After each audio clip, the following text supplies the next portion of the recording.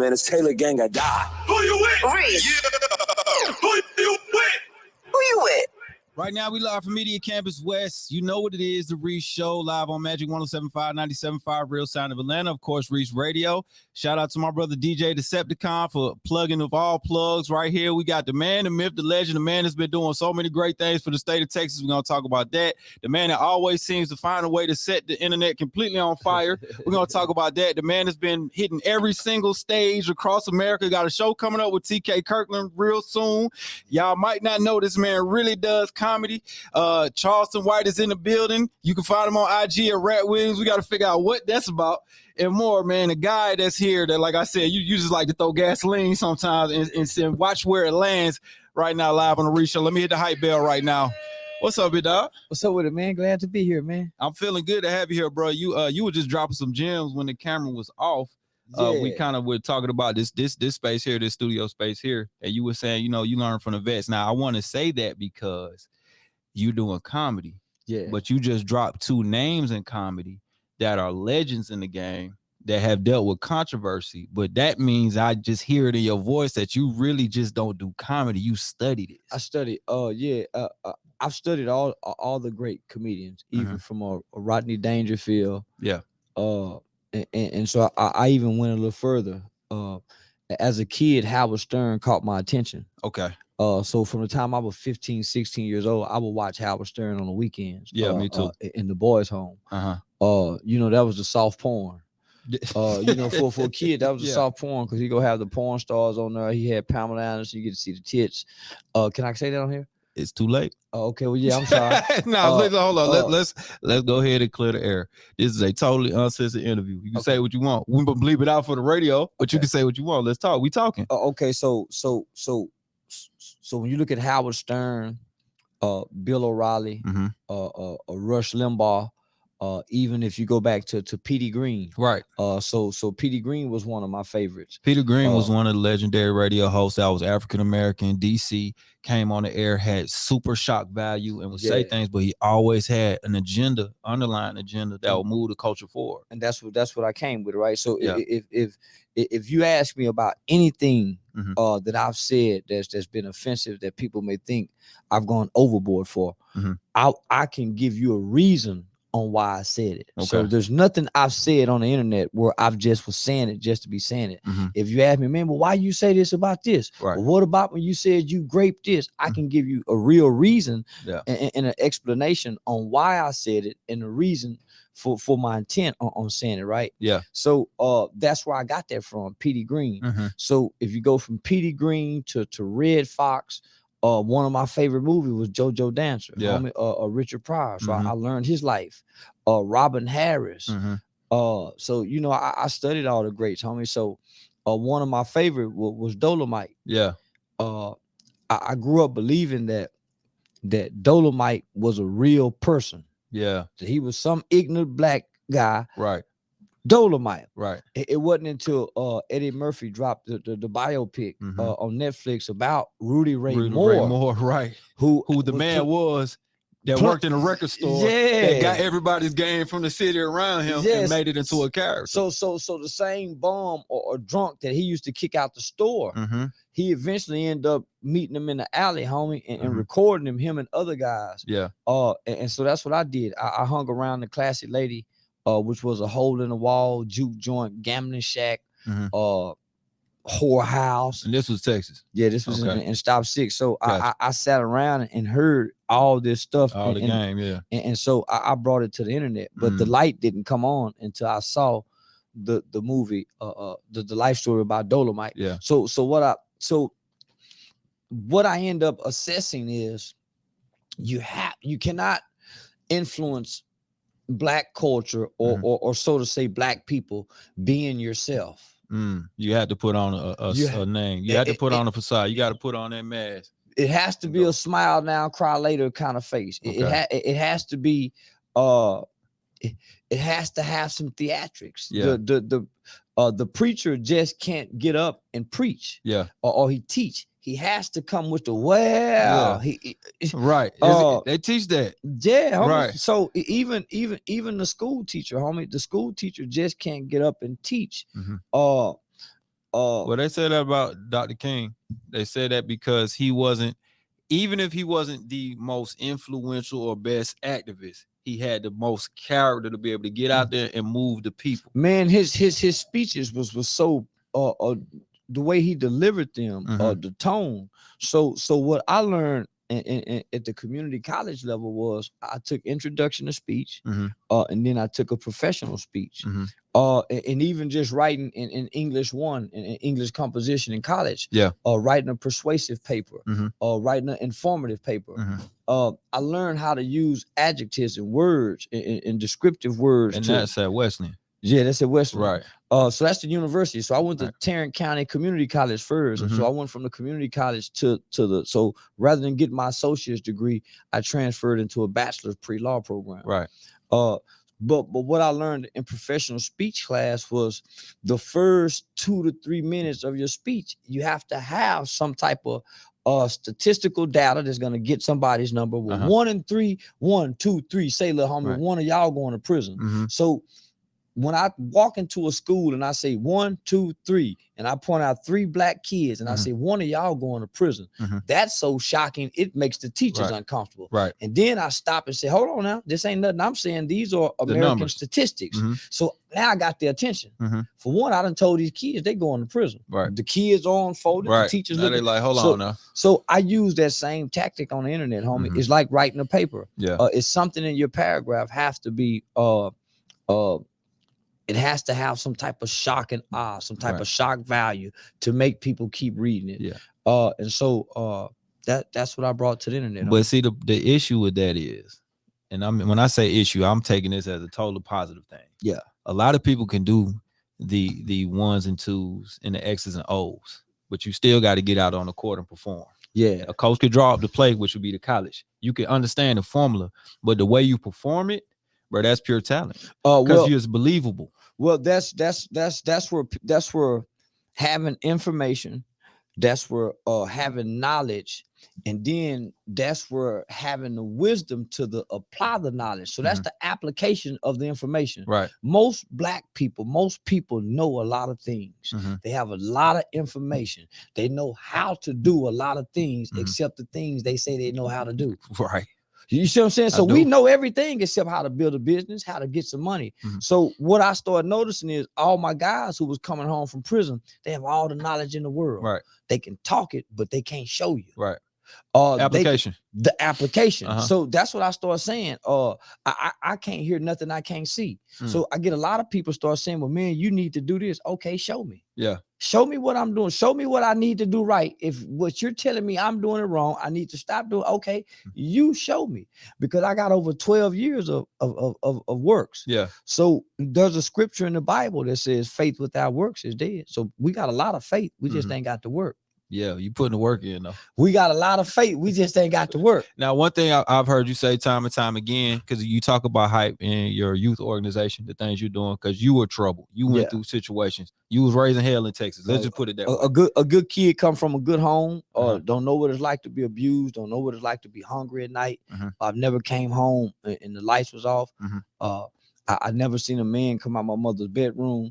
I'm the kid growing up in Buckhead playing gangster.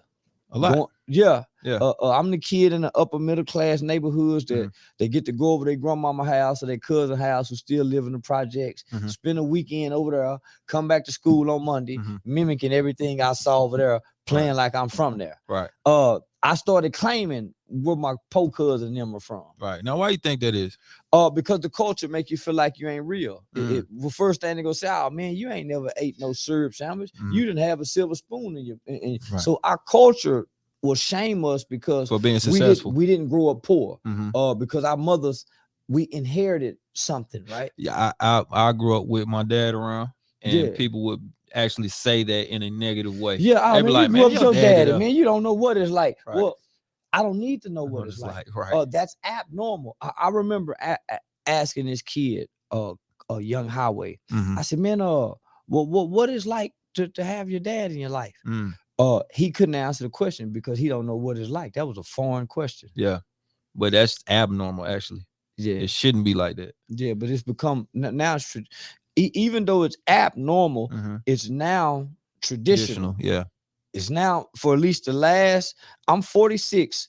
So at least the last, I'll say 55 years, this have been a tradition for young black males to grow up in a single parent, African-American home headed by his single mother.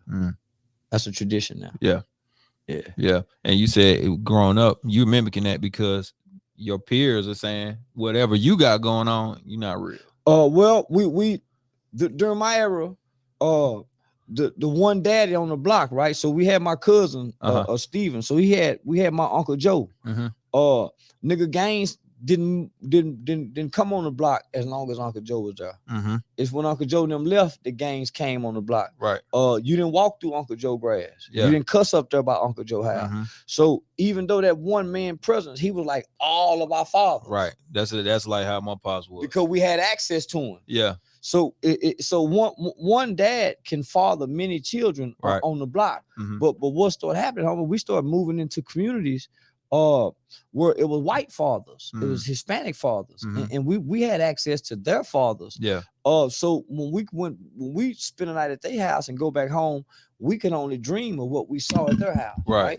So what we do, we turn on the television, we see Bill Cosby. Bill Cosby was my daddy. Yeah. I don't care what nobody say. He was a lot of folks. Man, that's my daddy. Yeah. Well, Black Doctor, the first one you seen, man, for real. that was my daddy. Carl Winslow wasn't my daddy. He more like an uncle. Right. But Bill was daddy. Yeah. Because for up until that time, we just had uncles. Yeah. And so what ended up happening was some of our uncles became that negative male image that sowed the seeds of detriment. Yeah. My uncle was a pimp. And he thought it was cool to let us see that. Yeah. And then the other uncles, and your mom cousins. So most of our parents home in the 70s, they was teenage mothers. In the 70s. So most of us in the 70s grew up, our mothers was young. Yeah. Some mothers did some things when they young, just like me and you did some things when we young. Right. And our children see it. Yeah. We forget what they see when they this young. They don't. They don't. Yeah, they don't at all. So when they grow up, they're gonna display some behaviors that they seen in the first 0 to 5 years of their life. Those things are gonna start displaying when they reach the pre-adolescent to the adolescent age, 10, 11, 12. Once they start forming and maturing, where they can run away, maybe buck back, and either make you kill them because their body size is a little bigger. The behaviors that you saw from 0 to 5, that's when they're gonna start displaying. So you fast forward, start displaying these behaviors. Some of these things that you wanted to see and mimic, you get jammed up. You get tricked off the street. I had my Aunt B was my mom's youngest sister. Aunt B was street. And Aunt B had a boyfriend named my Uncle Curtis. They was together before I was born. Yeah. So they were the uncles who would fight and stab each other, go to jail, but they the cool uncle. Party every weekend.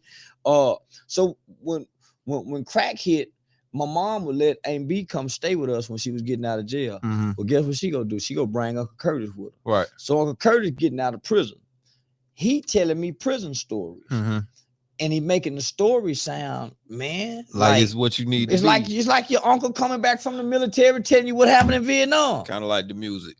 Come on, and he making it, and he cool. Right. He got the Chuck Taylors. He earning the clothes throughout the day. He hustling. He ain't got no job. And so you hearing that from your uncle.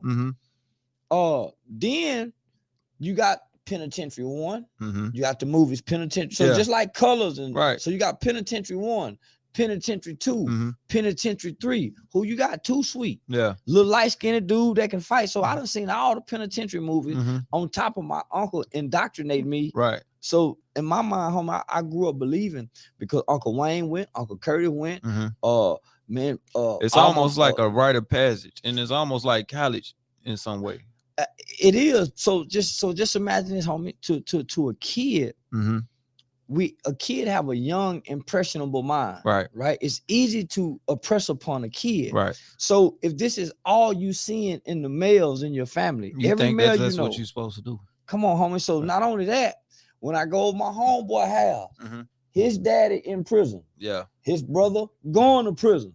His uncle coming home from prison. Right. So now you got the television that's propagated through the culture, prison through the culture. Right. It's just like during the black exploitation era, homie. They propagated prostitutes and pimp studs through the movie Superfly, the Mac, and all that. So those movies was propagated through that era. It was literally called the black exploitation era. We're getting bombarded with all this information, these imagery, all this imagery. There you go. Narrows yeah, so I get it. So depending on what age you are, we're the first generation of black children for these mind controlling elements to be projected to. Right. This wasn't civil rights kids. We're not civil rights kids. No, we out there. I'm 83. So so I'm 77. Right. So we're not. I'm crack era. I get it. Yeah, we're not civil rights kids. Right. I'm black exploitation. So nigga, a pimp is something to admire. It ain't nothing to frown upon. A prostitute ain't nothing to. No, it's something. As a little boy, you want first thing you want to do is say, let's go get the prostitute. And see that I definitely understand that because being 83, and I'm growing up watching that was the drug dealer era. So the drug dealer era they were the cool people. That was the people that you wanted to have the money, the cars, the rims, the chains, and all that stuff. They was the Robin Hoods. The Robin Hoods, right? Yeah. But it's so funny because when I hear my pops talk about drug dealers, he calls them drug addicts. He has the same respect for them as he has for drug addicts because he's like, that's not nothing to respect. Most people who don't live on that side of the street see no prestige in a drug dealer, a drug addict, a thief, a con player, a liar, a scammer. Any sucker that don't get up and go to work and honestly make money. There's no prestige in that. Right. Somehow our culture have made all of those elements prestigious over a working man. Lil Wayne once said in a song, a 9 to 5 is overrated. How? Right. When we're taught if you don't work, you're gonna steal. Come on now. If you don't work, you don't eat. You don't go ask your neighbor, do they got no sugar? Right. You go get it. Come on now. So the culture, homie, shifted and changed. But I'm saying, homie, I'm the product of this culture. Right. All the negative stereotypes and the things that it was propagated. And then even though it was used as propaganda, when we step out into our communities, when we cut the television off, the first video NWA and them made, Express Yourself, them niggas were rapping from the jail. Yeah, talking about express yourself. Yeah. They were rapping from jail. Right. So all these images, before they start putting guns in the videos, they start putting the dead body chalk lines in. Almost in every video, and the dead body. Tape. Come on now, the police tape. Come on now. Yeah, so these images, man, it's been propaganda at this point. Right. We've been fed a lot of narratives that we shouldn't have. But what I wanted to bring was you went through these things and lived it firsthand. You get locked up. You 7 years in. I caught a murder case for we killed the white man. I was a young black kid who when I went outside to go play, because of my uncles and all the old guys around me, right. I took on. I wanted. They was giving me their hate. It's just like if a nigga had a dad at home, homie, and every day your daddy didn't go to work, and he told you about what the white man won't let you do. So a lot of people believe the white man, they can't do something in life because it's the white man. I never had nobody to give me that, but they gave me their hate. Yeah.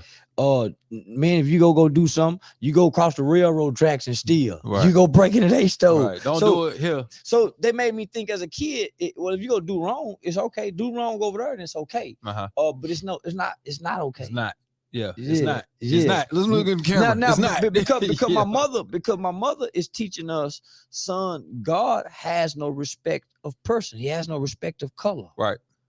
God don't give a care what. But I got my uncles, and I'm saying, because as a boy, you hear your mother. Right, but you're gonna listen. If you don't, but if you got other men, you saying, yeah, I heard what you saying, mama. But men, they saying, yeah, and they tell you, boy, don't listen to you, mama. She don't know what she talking about. Right. Boy, you gonna be a sucker. You go, boy, stop listening. And so you got your uncles really in your family, because even though your mother's trying to teach you right, she's emasculating you in her teachings out of her frustration, and then out of her out of her desire to keep you safe and protected. Right. For one, she don't want you like your uncles and your daddy. Right. So that alone is gonna distort her teachings. Rather than letting her see her uncles and her dad and letting him not to decide he don't want to be like them. Right. Nigga. You see what I'm saying? Yeah. It's gonna distort her teachings, my nigga, because she don't know what to teach him other than not to be like that. And you don't teach a kid not to be like nothing. You teach him right from wrong. Right from wrong. Sometimes the tone will turn you off. Right. Yeah, I get it. Yeah. So but it's hard when you have those conversations because we men, and I could tell that obviously you have male influence. So when we talk, we can hear each other. And sometimes on the outside looking in, they're like, "Oh, he talking bad about women." That's not the case. That's not what we're saying at all. My mother never heard me cuss. I once smoked cigarettes, and I live with my mother. She never would see me put a cigarette to my mouth. She walk on the back porch, I put a cigarette down. I would never. If we're at a family function, we can be with all my cousins and relatives. Boy, my mama never see me with a drink in my hand. So I'm very respectful around my mother. My mother don't watch my videos. Right. First time I really cussed in front of my mother was my comedy show on my birthday last week. Okay. And I felt weird in the You mud. did. We felt crazy. Yeah. I told everybody in the crowd, say, y'all see that woman come in, somebody flashed the light. Yeah. So nah, I'm not bashing women. Right. But a woman can only walk a boy to the start line of becoming a man. She can only walk him there, and they can stand there forever till he's 45, but she can never help him cross that line and even begin the process. I don't think she should, because then he'll be a crutch on her the whole life. So he can walk up there, it's just like walking him off to college. Boy, when he stand at that line, they either stand there looking at each other, arguing, fighting forever, or but it has to be a man to take him through that journey. Right. My mother understood that. And she went out her way to try to go find the men, different uncles, different cousins, different coaches to get an influence. But I tell mothers all the time, just put your son around men and let him pick his own mentor. Right. So you make this mistake that lands you in this situation. You get out and you start hype. 7 years. 7 years of my life in the boys' home. So so I started hype probably like 10 years after getting out. So I started hype in my 30s. So I got out when I was 21. My record was sealed. So I have no felony convictions on my record. I haven't been to prison. I went to the boys' home. Right. I spent all of my time in the youth boys' home. Yeah. So when I got out at 21. And you were lucky because I got a boy, my homeboy Kenyatta. He was 13, caught a similar case and was tried as an adult, and that changed the laws in Georgia. Yeah, I know about his case. Yeah. So that's my homie. So I know about his case. Luckily, your situation is your situation. It was early 90s, homie. We're first generation of children in America who began to be tried and adjudicated for crimes such as capital murder. Right. We're the children that Hillary Clinton and Joe Biden went before Congress and said they sent a wave of fear through America. They sent a shock wave of fear through America.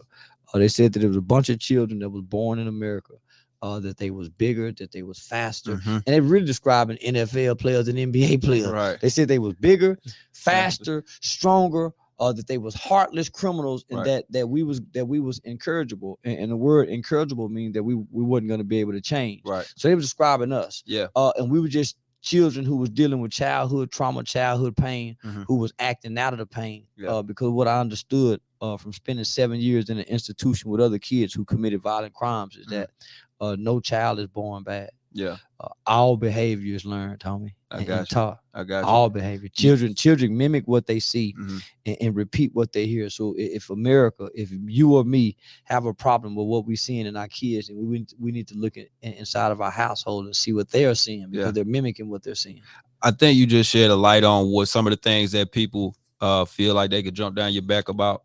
Some of the Republican support, Trump support, Confederacy support is because you just said Hillary and Joe Biden. We all know Bill Clinton's record when we look into it about the 3-strike situation and different laws that would change and incarcerated mass amounts of black people for a long periods of time. It seems like you were directly affected by that. Not just you, but your community was affected by that, and that's why you take the stance you take. Am I on point with that? Yeah, that's pretty much. But mainly when I went to college, for most of my life, I was a Democrat. I voted for Hillary.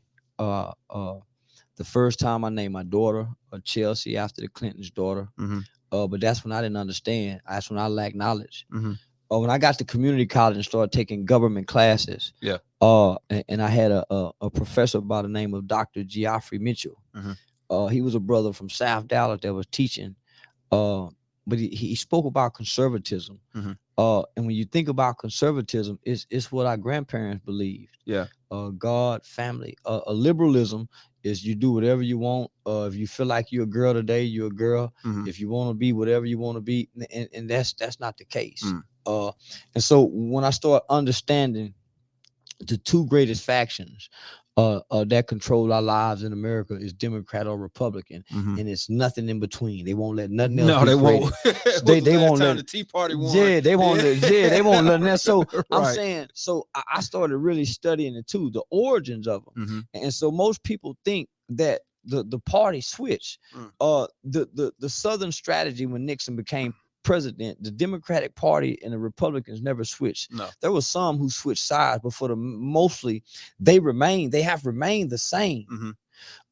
One became more clever with their slaves than the others. Yeah. The Democrats have always owned slaves. Yes. They have always owned slaves, so they know us better than the Republicans. Yeah, right? Because the Republicans are the party that freed slaves. Because Abraham Lincoln was part of that movement that freed slaves. The Republican Party is mostly a northern party, textiles and different type of work. So, the freed the slaves running up north, getting free and getting all the protection, working, building cotton, building jeans. The other slaves down south picking the cotton, sending the cotton up north, and they, in the factories, right? Yeah. So let me kind of stay on topic. Yeah. So to piggyback on what you just said, if you look at the civil rights legislation in America, 100% of our civil rights legislation was not only signed, it was authored by the Republican Party. A young Republican wrote the 1964 Legislation Act.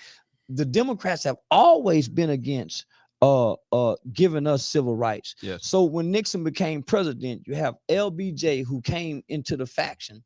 LBJ became the most cleverest, most smartest Democrat president that they could ever think of, because he's quoted and documented as saying, I'm gonna have these Iggers voting Democrat for the next 300 years. He said it out loud too. He said it out loud, Yes, because they were so proud. Yeah. And what they did was they came with government entitlement programs. Yeah. Food stamps, Right. Come on, homie. Right. And if you look, the second part that's behind the food stamp program and everything like that destroyed the households. Yeah, well, up until that point, man, almost 90% of black households was married families. Yes. And then we got government assistance. Yeah. Yeah. So it wasn't nothing. The black woman had no control over what happened to her household. Yeah. The black man got weak. He saw how easy it was, man, for him to lay in the bed. He felt like he needed a break because he was tired of struggling. Then there was a group of black men that came along who your daddy despised. He called them dope fiends. I called it that's them, man. That's them niggas that want to feel good. Them niggas want to get high. It's a bunch of them niggas today just want to sit around. They want to have sex. They want to come all day long. They want to get head. They want to eat. They want to watch. They want to feel good, and they don't want no struggle. No responsibility. They don't want their muscles to hurt from doing push-up. They don't want no struggle. This is a new group of that, homie. Just a feel good generation. Those were the hippies. Make love, not war. Yeah. Them was our daddies, homie. Them niggas made babies at the top of the projects, the bottom of the projects, around the corner at they just feeling good, coming. Yeah. So that's what done weaken the black boy, homie. He just want to feel good. Every day wake up, he just want to feel good. Yeah, he don't want to put the work in. Nah. Right. So tell me about it. So tell me about let me just tell you how so this is what I'm saying, homie. I'm the product of a system. So I went into the boys' home at 14 years old. 14 years old, I got out at 21. When I came out to the black community, there was no reentry program. You just set you loose to go back, really. Yeah. But it's the black community, homie. We supposed to have something for our people when they come back. We supposed to have something when a kid get in trouble in our community and the court system said we want to do this. We supposed to say, Your Honor, we think he's supposed to get harsher punishment. And they say, you know what, black people, it's just like the tribal chiefs in the Indian community. We supposed to have tribal chiefs. Yeah. that can go speak and advocate, homie, and they are buffers outside the preacher boy. Right. Because the preacher boy done got in bed with our government by way of faith-based initiative programs that were created by President George Bush, and now they get a tax exemption by way of a 501c3 status. Now we can't trust the preachers in the churches no more, homie. They're in bed with the state. Yeah. And that was never supposed to be so. Yeah, we saw a lot of pictures surface like that. Yeah, it raised a lot of questions. So we supposed to be picking our buffers, homie. Our spokespersons. We supposed to be looking in the high schools and in the middle schools and seeing which kid is playing student government and all of that. And we saying, okay, you're gonna be our next city council member. Yeah. Okay, little brother, you're gonna be our next judge. That's what they did to Kwame Kilpatrick. Yeah. That's what they do to their kids. We ain't supposed to just let nobody show up and say, hey, y'all, I want to run for city. We didn't pick you, nigga. Right. No, we didn't pick you, man. Right. We got a kid that's going to graduate from high school. In 2 years, we go put him in the race. Yeah. That's what we supposed to be doing, homie. Yeah. But that kind of goes back to what you said a while back, a few minutes ago, when you were talking about we kind of beat up the people that have a future.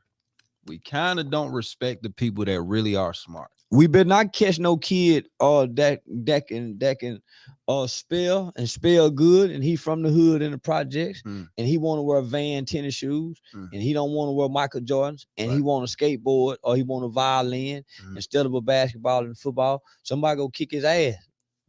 Somebody go kick that ass where he don't want to play that violin no more. He go want a gun by the time he reached the status where he can be a genius at his gift. Yeah.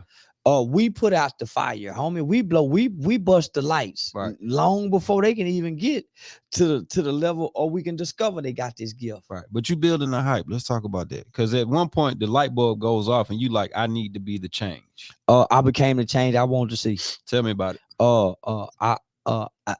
After what happened to Trayvon Martin. I feel like if Trayvon Martin was the kind of kid like most black kids should be raised, yes, sir. No, sir. Yes. Yes, ma'am. No, ma'am. Even if you're wrong. Respect. I think that kid would still be alive. But he was a kid that was angry. And this is from research. This is from studying. This ain't just from the verdict. This is a kid who had to go live with his father because he was already having issues. Some of the evidence that they laid out in court, the kid could fight very good. The kid had anger issues. It displayed a lot online through a social media post. So that's how he was able to get off.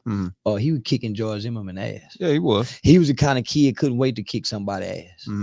Rather than saying, say, Dad, say, listen, baby, let me call you right back. Hey, Dad, this man is stopping me around the corner. He's saying I did. Okay, son, right there. A lot of our young boys are walking around angry. Yes. And when somebody do something wrong to them, they respond, make the person who've done wrong justified. Our response to a lot of things, homie. Right. Even though we have the right. I'm not agreeing with nothing. I'm saying now, I'm gonna say this now. Parts of what you're saying are true, and people are gonna click on it and take the bite and say, "Oh, he's saying that." I'm gonna put this out here that I think the response from Zimmerman was trash. It was he shouldn't have killed that boy. But this is what for getting beat up. This is what I tell my son. Right. You don't fight no grown man because they go treat you like a grown man and they got the advantage. You call me. You a kid. Yeah. No matter what that grown person do, nigga, you stay in the kid's place. Yeah. He got the ups. He got the ups. Gotcha. And look what it cost you. Your life. He got a free kill. Yeah. So even though George was wrong, I'm saying, man, we was born into slavery. What do we take? So you saying what we take from this situation is a disobedient child days shall be numbered, is what my mama kept saying. Why do y'all think we seeing so many kids die? He was a disobedient child already dealing with issues where he had to be sent to his father to be in his new neighborhood. Yeah. Most of our young boys are the Trayvon Martins walking around with that same anger and can kick your ass with that anger. Yeah. And get on top of you. And when he get on top of you, guess what? He ain't got no mercy. Yeah. He go beat your nose. So yeah, you gonna have to kill him now. You shouldn't have been fucking with it. So you see what I'm saying? Yeah. I get what you're saying. So that moment, that situation made you say, I need to start changing these young minds. A black lady by the name of Jackie Craig called the police on a white man who lived next door to her for choking her son. Her son threw some trash. It made national news. The police showed up and arrested the black mother and her children. Yeah. It made national news. Yeah. I met with all the leaders. They called me in, and I wanted to run a con game. Rather than asking for the police officer to be fired. I asked for Officer Dean to be put in the black neighborhood because I was working to stop shit. Gotcha. Let him come over here and work with these po nigga babies. One just go cuss him out and call him out where he can learn. Yeah. So rather than that, everybody went for it with his head. So they had a private meeting with all the city officials. Man, they had all the black pastors. Man, Reverend Bell, Pastor McKissick, man, they had all of them, homie. Bishop Daniels. Yeah. So these are all the black leaders, all the top brass. And so as I'm listening to the police, tell these people that they got a program that they want to bring to the black community to teach black children how to interact with the police. Yeah. So as I'm listening to the program, it's saying it's what they would teach their children that normally they wouldn't teach us. Put your hand on the steering wheel, cut on the interior light, tell him over there. So I'm seeing the pastor squabbling about money. So I jump up and say, man, ain't none of you niggas trying to raise no money to help get Miss Jackie Craig out of jail. I lost favor with every black pastor in the city after that. Sound about right. But the city officials saw the bravado-ness and the accuracy in which I was speaking. Yeah. And so they brought me in to start helping them teach black children how to interact with the police. Right. And so in my mind, I'm like, shit, man, it's some good game. Man, so it really works. If you get pulled over by the police, homie, and you cut the light on inside of the car. Yeah. And you don't move until they get there. You tell them my license is in my back pocket, my registrations is in the driveway, in the glove box, and you let all the windows down. Well, what you did, you gave him clear vision into the car. You called him out. That's what they teach them for officer safety. There you go. De-escalation. So, but nobody's teaching us that, homie. But we do that around the country with a program. We got Clippers and Cops. I'm literally in Milwaukee Tuesday to go talk to schools in Milwaukee, because the blackest city in Wisconsin, right? About these same similar situations. So that's what made me get in this, homie. So I'm saying, man, why would our leaders? But I started realizing the reason we don't have a lot of resources. I'm not gonna even say funding. The reason why we don't have a lot of information at the bottom and a lot of resources at the bottom, because our buffers are fighting for those little bit of crumbs of funding. Instead of the message. Instead of the message. Messages, yeah. And in the information, in the knowledge is what's go free us. Yeah. It doesn't say that a people will perish from a lack of funding. It says a lack of knowledge. Nigga, come give us the knowledge. Tell me what to do. Come on, man. Yeah. Tell me if this police officer do something wrong to me, I got a right to go file a complaint, and it's on his record just like my criminal record. It's gonna affect him on his raise. It's gonna affect him with a promotion because I said he done. Somebody tell me that. Right. And you could, did you know you can call the police on the police? Come on, I done it. I done seen the police sitting in the parking lot too long. Feel like he harassing a weed house and call this up, man. He's sitting there too long. How's our taxpaying money? And he ain't, come on, this house ain't nothing, no investigation. So anybody can get it. Anybody can get it. If the police speeding through the neighborhood, man, 911, why the police flying this fast, man? He know his kids through here. Right. Yeah, anybody can get it. What's funny is I could kind of see the duality in who you are. So like I see the activism, and I don't mean just the person that's calling themselves an activist. I mean somebody that's really hit the boots ground running, right? But I also see the learned person, and then I'm feeling like you're taking all this stuff on stage for your comedy. I do. I was admitted into a mental asylum one time by the Hold on, you're not just finna drop that bomb on. I was admitted to a mental asylum one time by the police department, homie. And see, most people think it's not ironic that our government is pushing this mental health narrative, that they're coming up with all these mental health assessments, and now the police have access to admitting people to the mental health house. So the police not only have the power to arrest you, they now have the discretionary power. If they think your mouth too smart, they think you another Sandra Bland, under the Sandra Bland Act. And people have to pay attention to acts. Under the Sandra Bland Act, homie, the police now in Texas have the power, and it's coming to a state near you. Yeah. They now have the power. If you got a smart mouth like Sandra Bland, we taking you over here to the mental asylum. So once we take you over here to the mental asylum, this is now medical. This is not criminal. Yeah. And you're also discredited from now on. So hold on. No. It goes even deeper than that. You are now being stripped of your constitutional rights to due process because you never see a judge. Now the power of release sits over a poor doctor. Yeah, and you can't let yourself out. You can't bond and bail yourself out. You can't. So you never even see it. So mandatory hold. So check this out. So when your family say, man, well, shit, he was riding through goddamn such and such, got pulled over by the police, and they took him to jail. They called the jail. Just said, no, he's not here. They can never release your information under the HIPAA law. Right. So what did you say to get you landed in there? My homeboy, my homeboy's son, Dacian Steptoe, had killed a high-ranking police officer on the Fort Worth SWAT team. Killed a high-ranking bad boy. Yeah. Officer Garrett Hull, 18-year veterans, 3-year tours in Iraq. They called him Rambo. Okay. He was a bad boy. The police have been training me on what procedural justice is. Okay. The 21st century community policing. Okay. Our federal government was running a pilot program, a pilot called the National Initiative after the Baltimore and Ferguson riots. So I was on a private phone call with Barack Obama after the Baltimore and Ferguson riots. So how the hell you get on a phone call with Barack Obama? Man, I've been doing a lot of work, homie. Yeah. Just do hype.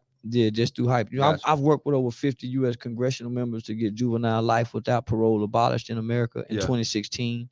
Man, I was selected to campaign with Trump before he became president. President Trump to key three battleground states. Yeah. So I was on the phone with him, just coming up with ideas. It was many leaders, many leaders throughout the country. So after the Baltimore and Ferguson riots, our federal government looked out into the country, and they said, where was the most likeliest place in America that another Baltimore Ferguson could erupt? Right. So they picked 6 cities to do this pilot program that was called a national initiative. And Fort Worth, Texas was one of those. That makes sense. Was one of those cities. So when they came and pitched it to the Black community leaders, I thought it was something that could bridge a gap between both Black people in the police department, right? As well as give Black community leaders more power, in dealing with public officials as well as in their communities, homie. Right. So I jumped on board and took the training. They trained me. I was teaching it in the community. I was teaching law enforcement officers. But had they been following their procedural justice, then both Officer Garrett Hall and Dacian Steptoe will both be alive. Right. And so I started saying that publicly. It ain't like that. Nah. and most people don't know, homie. Don't no laws apply to you if you kill a police officer. No. Your family, if you notice, they never mention the families of Makai Johnson, Galvin Long, none of that. Yeah. It's like they erase these people. So when Dacian do this, homie, they killed him on the spot. They could have took him to jail. Yeah. So that's my nigga son. Yeah. So when they got ready to have a police officer funeral, police officers from all over the country impeded upon Fort Worth. And of course, they're gonna your family go get death threats. Yeah. From law enforcement supporters. And right. They wouldn't let my nigga and his wife, Dacian mom, they wouldn't let him see the body. When they finally seen the body, he had a literature mark from around his neck where they choked him. He was a little skinny guy like me. They broke his arm in 2, snapped it like a pencil. Wow. They had a bullet hole in it. So yeah, they executed him. Yeah. So me being who I am, yeah, man, I went and held security for my nigga and his wife so they can rest. you know, with all them death threats. Yeah. So I bagged my car in with all my ammunition and my guns, and held security all night. And then when I was leaving, so got you. So you know, I talk about this on stage at a comedy show. Yeah. But nah, if it wasn't for the streets and the gangsters in the streets making threats to the police and the city officials, saying they told me they at least better tell him, you know, tell my mama where they got me. Yeah. Gotcha. And I got some old niggas in the streets, homie. They'll lay their life down for me. But it can't be by no bullshit. Yeah, but I think because you put so much groundwork in, that's why you got those cards. You don't just get them for no reason. Let me just say this. There was a pastor who was involved, who was sneaking and freaking with a homosexual. And you know, the streets go get involved. The streets went and got the homosexual. The homosexual gave up the preacher. They called the preacher. And yeah, the preacher told everything. Yeah, so he went to dropping names saying that this wouldn't have happened, this wouldn't have happened. Within 5 to 7 days, I think it probably about 7 days they let me out. But by the time they let me out home, I was already shot up with so many different kind of drugs. I don't even know what they gave me. So that's how I ended up going to California. Gotcha. Yeah, that's how I ended up moving to California, man, to get out of Texas. So what they labeled me as, my medical record says that I'm homicidal and suicidal by ideation in preparation with marijuana psychosis. So these are just medical assessments that they can just make up on us, homie. Yeah. So anytime I have any action with the police, that screen reads. Yeah. You know what I'm saying? Yeah. So I'm very respectful. Yes, sir. No, sir. I can't play with these people. You know how to play the game. I got you. All right, so we know how to play the game with the police. I done told too much why you keep getting into it with all the rappers, man? Talk to me. Man, do you hear what I just told you? What happened to me with white folks? Getting into it with these rappers is way easier. It don't seem like it, man. Hold on. Listen, I'm fighting the police. Who you know buck the police? You and come on, Malcolm X and so, Reec Islam. Hold on, and not shout only out that, my brother Reec. And not only that, homie, they told me you're being admitted to the mental asylum under Senate Bill 14 something. Y'all can look this up, the Sandra Bland Act. Yeah. I'm thinking they bullshitting. Homie, it's a real law that they can do this. And they got you with it. Man, tell me this though. So for me to come out of that, I know plenty of niggas done been to jail. I know plenty of niggas done been to the penitentiary. I know plenty of niggas done been to war. I don't know many niggas been down there and made it out. I feel you on that one. So your car got the check on it. Tell me this though. Is it comedy or is it real when you coming out here just saying wild things? It's comedy. Truth behind it sometimes. Yeah, it's comedy. Everything I say publicly, yes, it is. I don't care how real it sounds. I'm in a character. Okay. I'm not bringing me to so you Dolomite. That's Dolomite. That's Reec. Well, is it Reec or is it Charles? Which is which? Charleston has never been on the internet. Okay. That makes sense. Yeah. Now Charleston gives so much in real life, he can't come to the internet, homie. Gotcha. The internet is Charleston's escape to come be with everybody else here. Everybody else come online and pray like they pray to God, love God, but in real life they horn dog, freaks, and drunk. Everybody coming to the internet to be something they ain't. It's no different. I come to be a villain. Yeah. In real life, they come. In real life, they say, "Oh man, it's OG kind heart." Yeah. But on the internet, I play like a villain. Mm-hmm. Yeah. So homie, I come to trick the internet. Yeah. And man, this is a con man's dream, homie. A person just sitting and looking and listening to you and believing whatever they hearing. And you get paid for it. So this is a stage. Yeah. When I found out that they pay you for this, homie, I had to figure out how to get paid. Now, once this is a stage. So even before I got here, nigga, I was on Facebook hollering, I'm the Denzel Washington of Facebook because I was getting millions of views on Facebook and wasn't getting $1. Yeah. For years, I was getting millions of views on Facebook and wasn't getting $1 till somebody told me, man, you get paid off of this. Then I started feeling stupid just logging on social media. Yeah. I started feeling stupid. Waking up every day. When I wake up in the morning, before I brush my teeth, nigga, I grab my phone, looking at this shit, and I ain't getting no money. So I started feeling shame because what I started noticing is, me and you, I make a post on Monday, and I don't know you, and me and you done generated 400 comments arguing till Thursday. Right. Now I got a disdain for you. I don't even like you now. I don't even know you. I start feeling shame as a man. I'm in my daughter's gymnastic practice. She sends, "Daddy, daddy." I look down at her. I look back at so I can hear you and respond to your comment. Yeah.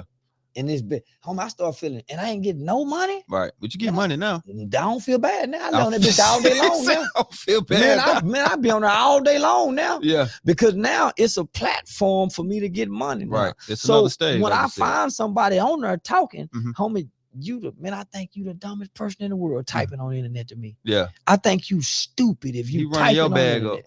I wouldn't care what I'm running up. You giving me your mind, your time, and your energy, and you misspelling words.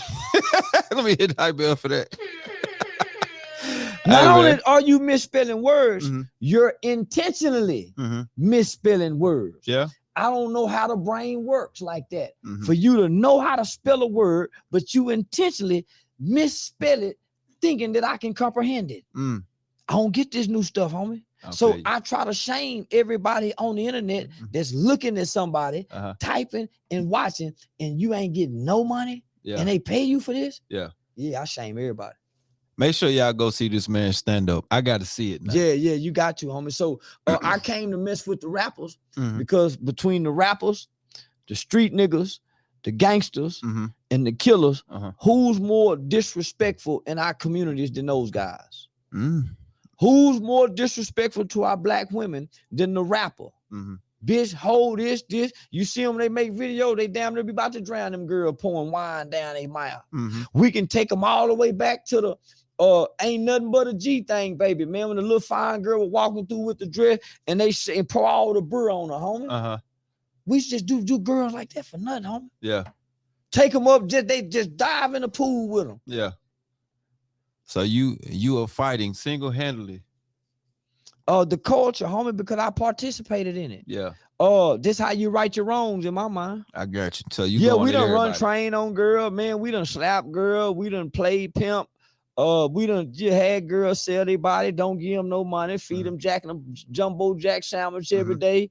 We done all kind of things. We done made us kept our mamas up all night crying. So now you making amends through what you doing on social media. Nah, I made my amends in real life, homie. Yeah. With raising them kids. That's how you make your amends. Right. I'm on social media making money. Yeah. My amends don't have nothing to do with I'm just saying that your approach to my approach is to make money. I just figure out a way to attack the culture. My amends is made by the actions in real life. Gotcha. The social media antics, homie, is just a character to vent the frustrations from what I see in real life. Just like everybody else, I'm just doing the opposite. Derrick Jackson came on here to talk like he uplift women and he this, and this nigga was a freak. Fucking plenty. I'm sorry, I've been sleeping with plenty of women. Yeah. I come to do the opposite. I got you. So everybody want to play Jesus.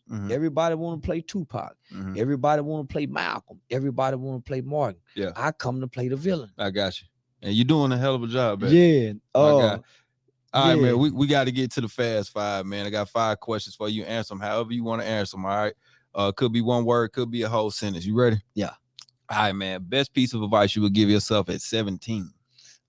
Shut up and listen. There we go. I thought I knew everything. Makes sense. One thing you wish people knew about you before they meet you for the first time or hear from you on the internet. I'm bullshitting on the internet. He said, I'm just playing. I'm just playing on the internet. Man, no, listen to me. I'm just playing on the internet. It's like being in the hallway, man. Man, you had some of my partners want to get at you for real, man. I got the world wanting to get at me, but this is my mind. How you want to get at a nigga you don't even know him? You can't be talking about folks' kids, man. Though, well, why I can't? I don't know you. Listen, how do I know you got kids? Because you talking about their kids, but listen, how do I know you got kids? How do I know if you got a son or a daughter? I don't know. I don't even listen. Hold on now. Listen, the only way for me to know you if you say my name. Other than that, I don't know you. Okay. And if you say my name, I'm no different than the gangbanger who shoot your house up and shoot your daughter. I'm no different than the guy who killed that 7-year-old girl in Lenox Mall that didn't nobody get mad over. Gotcha. I was out here living then. Yeah. That 7-year-old girl got Yeah. killed with her daddy in Yeah. Lenox Mall, and nobody got mad. Oh, I got mad. I was on radio. Almost put me off. So Yeah. so this one. So if you say something to me, your ugly kids ain't off limits. Your long haired daughter ain't off limits. Yeah, your big feet mama ain't got. Yeah, she go get it too. Man, that her up under your wife's chin. We gonna talk about all that. This man is nuts. I Because love it. at this point, I'm saying, homie, we grown men. Yeah. So you willing to throw your life over something a nigga said on the internet? Yeah. And you done said something to your wife, you done said something to your daughter, you done said something to your neighbor. So your feelings more important than the feelings you done hurt, guys. And see what I'm saying, it's mostly black men. Man, I don't like what he done said. But what you done something what you done like. So the black man done got so much like his mama, she mad at what's the man on the soap operas. He mad at the man on the soap operas. Yeah. He ain't got no business watching soap you operas. saying it's just a TV show? Now this is what I'm saying. If you a grown man in America, you you ain't got no business sitting up being mad at Charleston White for nothing he done said. For one, you ain't got no business listening to nothing he said. I understand.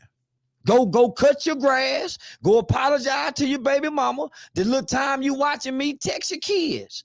Read a self-help book. Why are you black men sitting around in your feelings, caught up into what another man's saying? Because I thought, and this is what they told me in the game. Okay. Excuse my language. Hoes want to hear it and niggas want to see it. When did niggas start wanting to hear it, sitting around on the net, listening to another man? That's why when you see your woman say, baby, send me a picture. Show me that. Right. A woman want to hear. Yeah. Why are so many men sitting around hearing another man? You ain't supposed to be listening to what another man saying. No way, brother. Sound like a t-shirt to be. Let's go to number 3. You on comedy tour.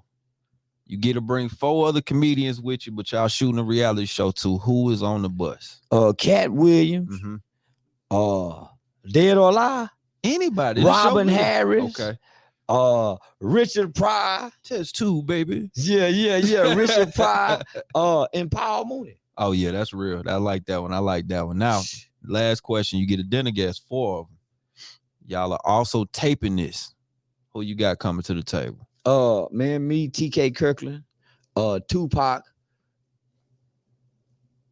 You say 4? And Muhammad Ali. Tough. Yeah, I got to bring the greatest. I'm gonna let you talk with Pops about that after we get Yeah. I got to bring the greatest. And this is why I say I agree. I lead. To me, I lead the greatest. Because he let the people touch him. Absolutely. He used to let the people touch him, homie. Yeah. He walked his kids to school. He jogged.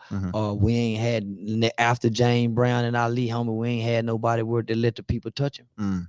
Other than Charleston White. There we go. There it is, man. Appreciate you pulling up on the shows. Once again, shout out my brother DJ Decepticon, man, for hooking this up.